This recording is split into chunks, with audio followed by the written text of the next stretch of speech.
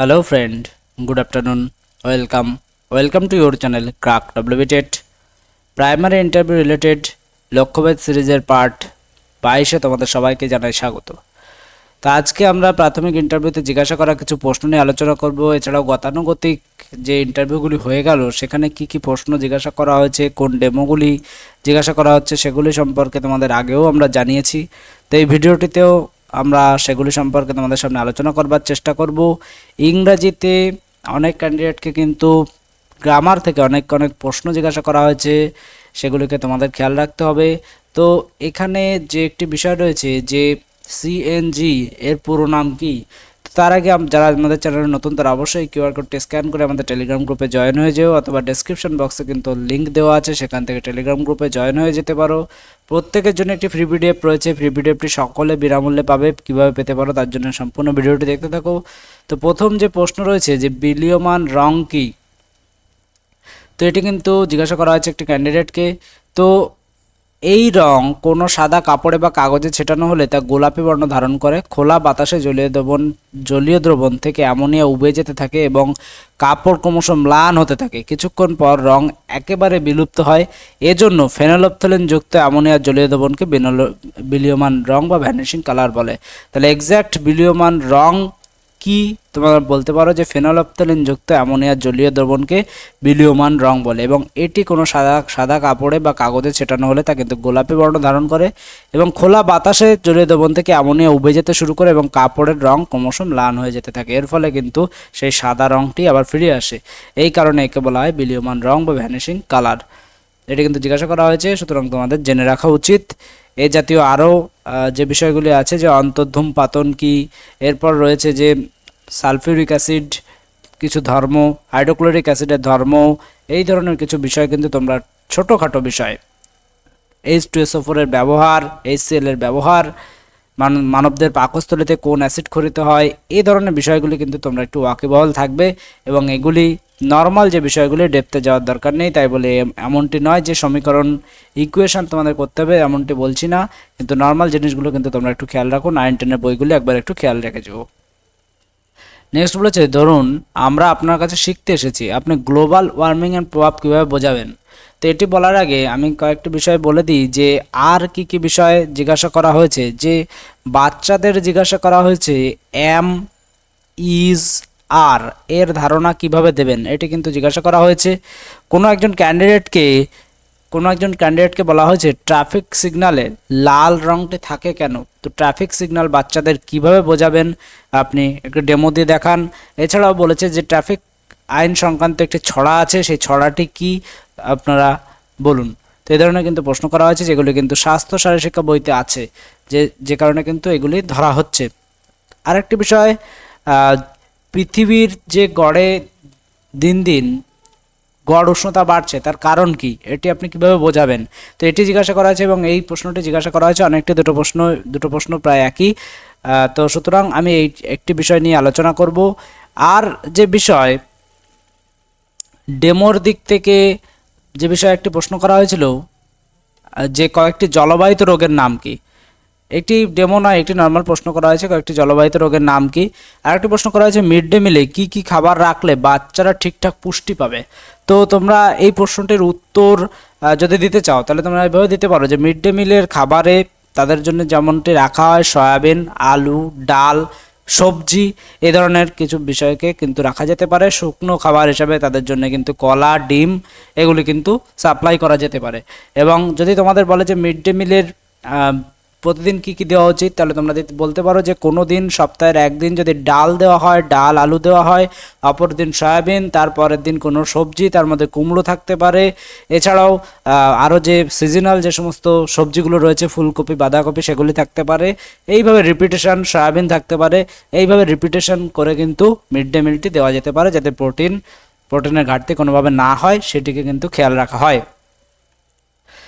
জলবাহিত রোগের নাম কিন্তু জিজ্ঞাসা করা হয়েছে, সেগুলি একটি সিরিজে আমি আলোচনা করে দিয়েছি, সুতরাং এটিতে আর আলোচনা করছি না। আর একটি বিষয় যেটি সংবিধান থেকে প্রশ্ন করা হয়েছে যে সংবিধান রচনা করেন কে। এর আগে একটি বলেছিলাম যে ডোডো পাখির বাস কোথায়, রক্তচাপ নিয়ন্ত্রণ করে কোন গাছের পাতা, এগুলো নিয়ে আগের ভিডিওতে আলোচনা করেছি, সুতরাং সেগুলি আর আমাদের এখানে আলোচনা করছি না। তো বিদ্যালয়ের শিক্ষকদের শিক্ষাদান ছাড়া আর কি কি কাজ থাকে, এটিও কিন্তু জিজ্ঞাসা করা হয়েছে। তো এই প্রশ্নগুলি কিন্তু তোমরা উত্তর দিতে পারো যে বিদ্যালয়ের শিক্ষকের শিক্ষাদান ছাড়াও আরও বিভিন্ন কাজ থাকে, যেমন মিড ডে মিলের দেখাশোনা, বিদ্যালয়ের বিভিন্ন খাতা বইগুলি পরিচালনা করা, প্রশাসনিক কাজ নিয়ন্ত্রণ করা, বিদ্যালয়ের শিক্ষার্থীদের স্বাস্থ্যের দিকে খেয়াল রাখা, বিদ্যালয়ের শিক্ষার্থীদের যাতে আয়রনের ঘাটতি না থাকে তার জন্য কিন্তু বিদ্যালয়ে আয়রন ট্যাবলেটও দেওয়া হয়, অর্থাৎ সেগুলিকেও কিন্তু বিদ্যালয়ের সকল শিক্ষার্থীদের মধ্যে প্রদান করা। এছাড়াও রয়েছে বিভিন্ন বিভিন্ন যে বইগুলি প্রদান করা শিক্ষকদের কাজ রয়েছে। এছাড়াও রয়েছে জুতো দেওয়া, বাচ্চাদের কিছু মাইনরিটি রিলেটেড স্কুলে কিন্তু মাইনরিটি প্রকল্প থাকে, সেই প্রকল্পগুলি শিক্ষার্থীরা যাতে অ্যাভেলেবেল করতে পারে, তারা যাতে টাকাগুলি পেতে পারে সেই ব্যবস্থা করে দেওয়া। এই সমস্ত বিষয় সকলগুলি কিন্তু শিক্ষকের দায়িত্বের মধ্যে পড়ে। এবং পড়াশোনা তো রয়েছেই, অর্থাৎ একটি শিশুর সামগ্রিক বিকাশের দায়িত্ব কিন্তু একজন শিক্ষকের। এই বিষয়টি খেয়াল রাখতে হবে। এবং কিওয়ার্ড সামগ্রিক বিকাশ, এটি কিন্তু তোমার বলা উচিত। তো যে প্রশ্নটি ছিলাম যে ধরুন আপনার কাছে শিখতে এসেছে যে আপনি গ্লোবাল ওয়ার্মিংয়ের প্রভাব কীভাবে বোঝাবেন, তো আপনি এভাবে বোঝাতে পারেন। প্রথমে গ্লোবাল ওয়ার্মিং জিনিসটা কী সেটি বোঝানোর চেষ্টা করব, তারপর তার কারণগুলি বোঝানোর চেষ্টা করব। এর আগে তাদের গ্লোবাল ওয়ার্মিংয়ের একটি ছবি দেখিয়ে নিতে পারি। এর জন্য আইসিটি ব্যবহার করা যেতে পারে। আইসিটি যদি না থাকে তাহলে টিএলএম অথবা চার্ট মডেল ব্যবহার করা যেতে পারে। এছাড়াও টিএলএম চার্ট মডেলের মাধ্যমে বিষয়টিকে উপস্থাপন করে দেখানো যেতে পারে। তো কিভাবে বোঝাবেন যদি বলে তাহলে তুমি এটি বলতে পারো, আর যদি বলে যে আপনি বুঝিয়ে দেখান তাহলে কিন্তু তুমি বোর্ডে গিয়ে বিষয়গুলিকে উপস্থাপন করে ছবি এঁকে উপস্থিত যে বস্তুগুলি আছে সেগুলিকে টিএলএম হিসাবে ব্যবহার করে কিন্তু তোমরা গ্লোবাল ওয়ার্মিংয়ের ধারণা কিন্তু দিতে পারো। এরপর রয়েছে সিএনজি এর পুরো নাম। সিএনজি এর পুরো নাম রয়েছে কম্প্রেসড ন্যাচারাল গ্যাস। এবং এই সিএনজির ব্যবহার কি রয়েছে, সিএনজি কিন্তু বর্তমানে সিএনজি চালিত কিছু গাড়ি রয়েছে সেগুলিতে কিন্তু সিএনজি ব্যবহার করা হচ্ছে। এছাড়াও সিএনজির আর কি কি ব্যবহার রয়েছে তোমরা জানলে কমেন্ট করে জানাও। নেক্সট একটি প্রশ্ন দিয়েছে ভারতবর্ষের বিভিন্ন রাজ্য চিহ্নিতকরণ করো ম্যাপের মাধ্যমে। তো এখানে কিন্তু ডেমো দিতে বলা হয়েছে। এইটি গ্লোব থেকে কিন্তু তোমাদের অলরেডি একটি ভিডিও দেওয়া আছে, তোমরা কিন্তু আই বাটনে পেয়ে যাবে। গ্লোবের ভিডিওটি অবশ্যই একবার দেখে নেবে। এবং আমি যেটা তোমাদের ইউনিক বিষয় বলেছি যে একটি অ্যাপ রয়েছে, সেই অ্যাপটি কিন্তু তোমরা ডাউনলোড করে তোমরা প্র্যাকটিস করতে পারো যাদের কাছে গ্লোব নেই অ্যাভেলেবেল। আর যদি পারো একটি গ্লোব কিনে তোমরা এই কদিন প্র্যাকটিস করতে থাকো। ডেলি নিউজ পেপার পড়ো, প্রতিদিন সকালবেলা তাড়াতাড়ি ঘুম থেকে ওঠো এবং কিছু সুঅভ্যাস মিররের সামনে প্রতিনিয়ত প্র্যাকটিস করা এবং ভিডিও রেকর্ডিং করে তার কতটা তোমরা অ্যাকুরেট হচ্ছে সেটি যাচাই করা। এবং শুধুমাত্র বই পড়া নয়, একটু বাইরে ঘোরারও এই মুহূর্তে প্রয়োজন আছে, কারণ তোমরা কি জানো না জানো সেগুলো কিন্তু টেট পরীক্ষায় জানা হয়ে গেছে। ওভারঅল তোমার যে ফেস এবং তোমার যে অ্যাপিয়ারেন্স সেটি যেন বেটার করতে পারো। এটি যে এটিকে বেটার করতে পারবে তার কিন্তু ইন্টারভিউর ক্ষেত্রে সে কিন্তু অপরের থেকে এগিয়ে থাকবে।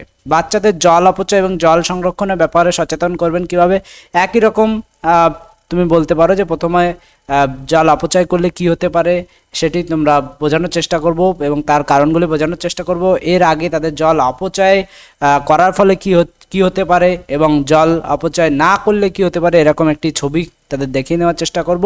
প্রয়োজনে আইসিটি ব্যবহার করা যেতে পারে। এছাড়া টিএলএম ও চার্ট মডেলের মাধ্যমে বিষয়টিকে উপস্থাপন করবার চেষ্টা করব।